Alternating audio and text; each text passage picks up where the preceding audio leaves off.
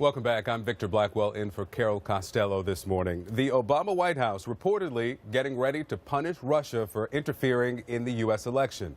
The Washington Post says expect an announcement as early as this week. Now, this comes as some top Republican lawmakers brace for a showdown with Donald Trump. The issue here, whether or not Russia actually interfered in the 2016 race. Well, in recent weeks, we know that Donald Trump has dismissed allegations of Russian hacking and questioned U.S. intelligence agencies in the process. But in an interview with CNN's Jim Sciutto, Senator Lindsey Graham minced no words about his views on Russia's involvement and the next steps the U.S. will take in response. Watch. There are 100 United States senators. Amy Klobuchar is on this trip with us. She's a Democrat from Minnesota. I would say that 99 of us believe the Russians did this, and we're going to do something about it. Along with Senator McCain, after this trip's over, we're going to have the hearings, and we're going to put sanctions together that hit Putin as an individual and his inner circle for interfering in our election. Well, as the senator mentioned there, many of his Senate colleagues agree with him. Among them, as he mentioned, John McCain. Now, for his part, the Arizona senator tells CNN he was, quote, shocked to hear that the president-elect disregarded the findings of the CIA and the FBI. But McCain added there could be one thing that changes Trump's mind. I think he will be, when presented with the overwhelming evidence, change his view. All right, with me again, Jason Johnson, David Rohde, Freda, Ghitis, and Ron Elving. Jason, I'm going to start with you. What is that, I guess, assumption from Senator McCain based on? Donald Trump has the information. He's been briefed, and still he says he's not convinced that Russia's responsible for the DNC and the Podesta hacking. Right. Victor, this is a fantasy assumption on the part of John McCain. Donald Trump does not care. He has selected someone for Secretary of State who is in Vladimir Putin's pocket. He allowed himself to work through the campaign with the assistance of hackers, of WikiLeaks, who are working in conjunction with Vladimir Putin and what remains of his sort of information state he's got. You know, Donald Trump doesn't care about any of this. All he cares about is the fact that he's in power. But I think people who actually care about America and care about sovereignty and don't want the country run by a Manchurian candidate should actually step forward and say, we need to investigate why this happens and do something about it. But I'll also say this very quickly. Sanctions now don't matter. President Obama should have made an Oval Office statement about this during the campaign and invited both Trump and Hillary Clinton to come to the White House and discuss this issue. To talk about it now after the election is almost pointless. Let me get to the meat of the sanctions in a moment, but Ron, let me come to you and a legal hurdle that the White House has to get over, making this proposal for sanctions fit into a previous executive order. Explain that for us. That's right, Victor. Going back to 2015, there were tools that were put in place for the executive to use to retaliate if a foreign power were found to be, in some way or another, hacking into our military computers or into something like infrastructure, power grid, and also into the computers of American businesses to obtain economic information that would advantage, say, a Chinese corporation. Since then, there have been negotiations with the Chinese on exactly that kind of a case. So that does not necessarily cover any of those circumstances I just described.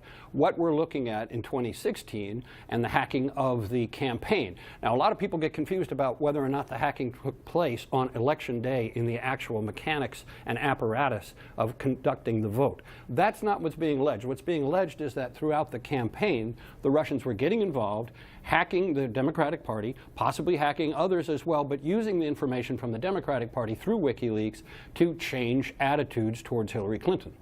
All right, Freda, let me come to you and what Jason just raised there. What works in these sanctions? Because there were sanctions that were leveled when the little green men started to show up on the Crimean Peninsula.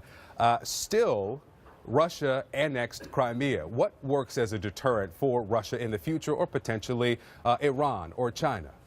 Well, you know, sanctions have had an impact on the Russian economy, but you rightly say they have not deterred the Putin government. They have not deterred him from continuing not only to interfere in America's elections, which is what the U.S. intelligence security services all believe, but also to interfere throughout Western Europe. Putin is determined to undermine democracy across the Western bloc. So what Obama is doing now, to some extent, is trying to block off Trump, to pressure him when he comes into office, because when it comes down to it, the only thing that matters really now is what happens after January 20th.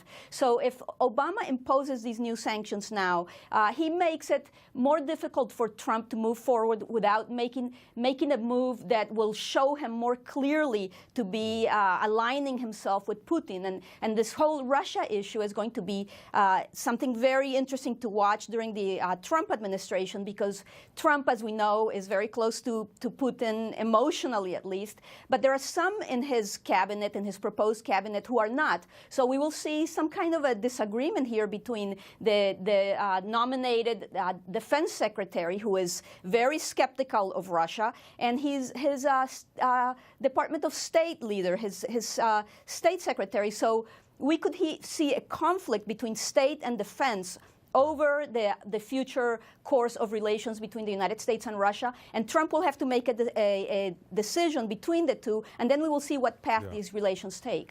David, to you, I mean, it would be one thing to take no action in response to what the government calls overwhelming evidence that Russia's responsible for those hacks. It's another thing to roll back the previous president's actions. Is that something, and I shouldn't say is it something, to what degree is that the consideration that the President Obama moves forward with these potential sanctions? He is sort of putting Trump in a box. Will he roll back these sanctions? But this is going to happen again. It's a huge problem with cybersecurity. We just had Chinese hackers indicted here in New York for hacking into law firms and profiting from it. A colleague of mine at Reuters, Joe Menn, wrote a long story how for years the U.S. government has studied hacking and tried to prepare for what's upon us today, but they thought of simply hacking into sort of power grids. There was no preparation in the U.S. government for a disinformation campaign. The Russians executed it perfectly, and Trump will have to grapple with this when he takes office. All right, David Rohde, Freda Ghitis, Ron Elving, Jason Johnson, thank you all.